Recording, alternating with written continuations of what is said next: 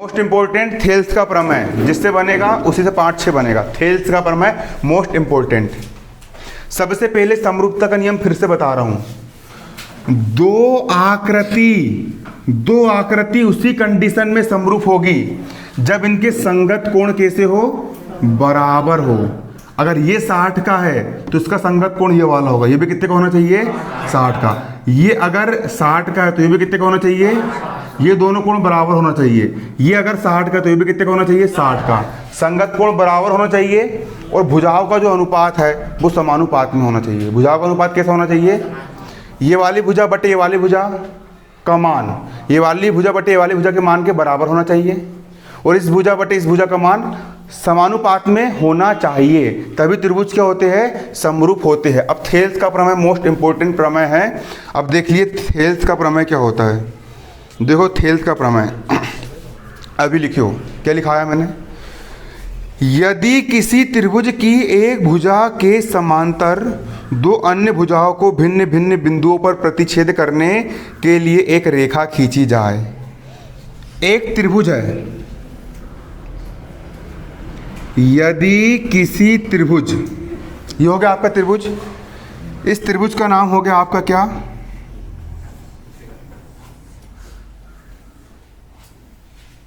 इस त्रिभुज का नाम हो गया आपका ABC। यदि किसी त्रिभुज की एक भुजा के समांतर अन्य दो भुजाओं को भिन्न भिन्न बिंदुओं पर प्रतिच्छेद करने के लिए एक रेखा खींची जाए तो ये अन्य दो भुजा एक ही अनुपात में विभाजित हो जाती है।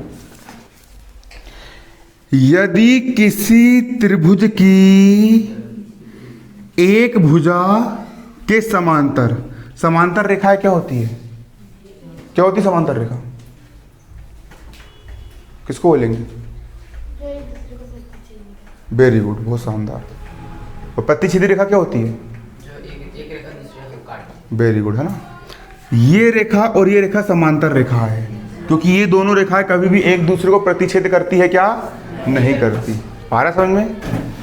तो यदि किसी त्रिभुज की एक भुजा के समांतर एक रेखा ऐसी खींची जाए, किसी त्रिभुज की एक भुजा के समांतर क्या खींची जाए, एक रेखा खींची जाए। यदि किसी त्रिभुज की एक भुजा के समांतर, एक भुजा के समांतर, यदि किसी त्रिभुज की एक भुजा के समांतर अन्य दो भुजा को भिन्न भिन्न बिंदुओं पर इस प्रतिच्छेद करने वाली रेखा खींचे, है ना। यदि किसी त्रिभुज की एक भुजा के समांतर अन्य दो भुजाओं को भिन्न भिन्न बिंदु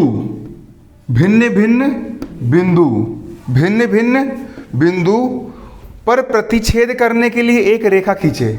क्या खींचे, एक रेखा। मतलब ये एक ऐसी रेखा खींचो जो रेखा त्रिभुज की किसी एक भुजा के समांतर हो। आपको एक ऐसी रेखा खींचना है जो रेखा त्रिभुज की किसी एक भुजा के क्या हो, समांतर हो, और अन्य दो भुजाओं को भिन्न भिन्न बिंदुओं पर क्या करे, प्रतिच्छेद करे। क्या करे, भिन्न भिन्न बिंदुओं पर प्रतिच्छेद करे। तो ये अन्य दो भुजा एक ही अनुपात में बढ़ जाएगी। अगर ऐसा होता है, अगर ऐसी कंडीशन होती है कि एक ऐसी रेखा है जो त्रिभुज की एक भुजा के कैसी है, समांतर है, त्रिभुज की एक भुजा के कैसी है, समांतर है। यदि एक ऐसी रेखा है जो त्रिभुज की एक भुजा के समांतर है और अन्य दो भुजाओं को अलग अलग बिंदुओं पर प्रतिच्छेद कर रही है, ऐसी कंडीशन आती है, दो रेखाओं को प्रतिच्छेद कर रही है। इस रेखा को, AB रेखा को बिंदु D पर प्रतिच्छेद कर रही है और AC रेखा को बिंदु E पर क्या कर रही है, प्रतिच्छेद कर रही है। तो ये दोनों जो रेखाएं हैं, ये दोनों रेखाएं एक ही अनुपात में बढ़ जाएगी। कैसी बढ़ जाएगी, एक ही अनुपात में बढ़ जाएगी। एक ही अनुपात का मतलब ये होता है, अगर ये वाला भाग 1 है और ये वाला भाग 2 है, तो ये वाला भाग भी कितना हो जाएगा, 1, और ये वाला भाग भी कितना हो जाएगा, 2।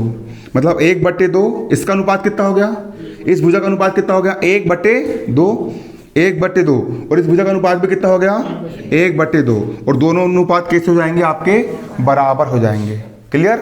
थेल्स प्रमेय, यदि किसी त्रिभुज की एक भुजा के समांतर अन्य दो भुजाओं को भिन्न भिन्न बिंदुओं पर प्रतिच्छेद करने के लिए एक रेखा खींची जाए, है ना, एक रेखा खींची जाए, तो ये दो भुजाएं एक ही अनुपात में क्या होती है? विभाजित हो जाती है। ये चित्र बना लो, एक ही अनुपात में विभाजित हो जाती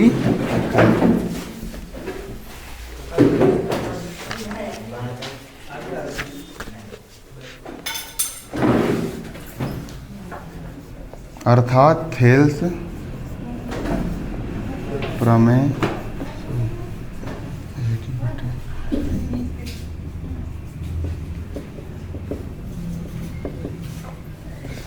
थेल्स प्रमेय से मतलब ये इस भुजा के अनुपात करो, AD बटे, ये AD हो गया, AD बटे DB, AD बटे DB बराबर हो जाएगा AE बटे EC, AE बटे क्या हो जाएगा?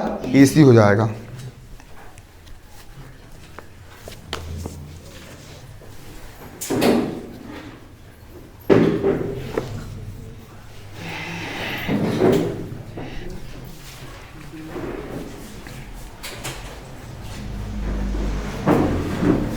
अब थेल्स प्रमेय का विलोम समझो। विलोम का मतलब होता है उल्टा। विलोम का मतलब क्या होता है? उल्टा।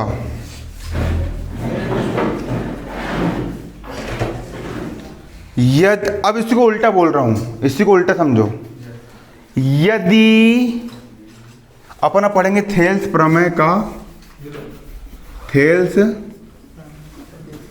प्रमेय का विलोम।